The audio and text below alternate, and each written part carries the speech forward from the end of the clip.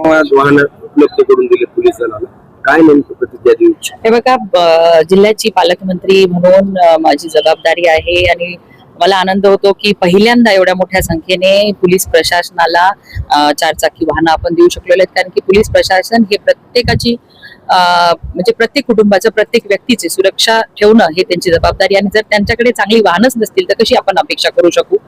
आणि म्हणून या 31 वाहनांचं आज लोकार्पण झालेलं आहे. आणि एवढे दिवस जी काही वाहनं होती त्याच्यावरती सुद्धा चांगल्या पद्धतीने आपलं पोलीस प्रशासन काम करत होतं. पण ह्या आधुनिक नवीन वाहनांच्यामुळे आणखीन चांगला रिस्पॉन्स टाइम वाढेल आणि जिल्ह्यातील प्रत्येक व्यक्तीची सुरक्षा चांगल्या पद्धतीने पोलीस प्रशासन करू शकेल. एसपी साहेबांनी अजून काही मागणी केलेली आहे? एसपी साहेबांनी जी मागणी केलेली आहे ती मागणी या येणाऱ्या जिल्हा नियोजन समितीमधून आपण पूर्ण करू. कारण की पोलीस यंत्रणा ही आनंदी असेल, समाधानी असेल तरच चांगल्या पद्धतीने ते काम करू शकतात आणि कायदा सुव्यवस्था चांगल्या पद्धतीने राखू शकतात. धन्यवाद. त्यांनी जसं सांगितलं तसं जिल्हा पोलीस दलाला त्यांनी शक्ती दिले आणि गती पण दिले.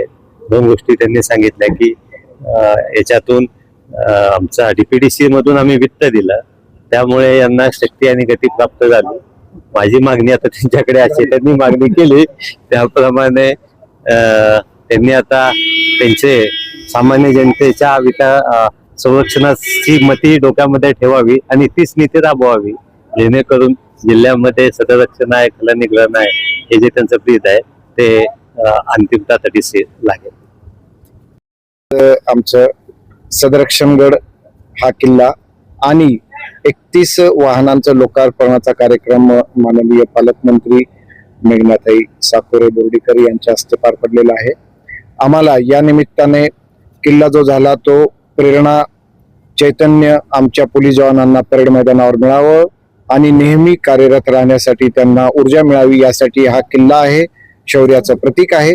त्याचप्रमाणे वाहनं जी आहेत, आमचा रिस्पॉन्स टाइम कमी व्हावा, लोकांपर्यंत आम्ही त्वरित पोहोचावं, ग्रामीण भागात, दुर्गम भागातही पोहोचता यावं. वाहनं जुनी झालेली होती आणि ही मागणी आम्ही डीपीसी मधून पालकमंत्री महोदयांना केली आणि जिल्हाधिकारी महोदयांनी आम्हाला त्वरित त्याच्यात सुलभ प्रक्रिया राबवून आम्हाला उपलब्ध करून दिली. आणि आज आपल्याला 25 वाहनं डीपीसी मधून मिळालेली आहेत आणि 6 गरुड वाहनं आम्हाला आपल्या पोलीस महासंचालक कार्यालयाकडून आणि कम्युनिकेशन ट्रान्सपोर्टचे आमचे एडीजी आहेत त्यांच्याकडून मिळालेली आहेत.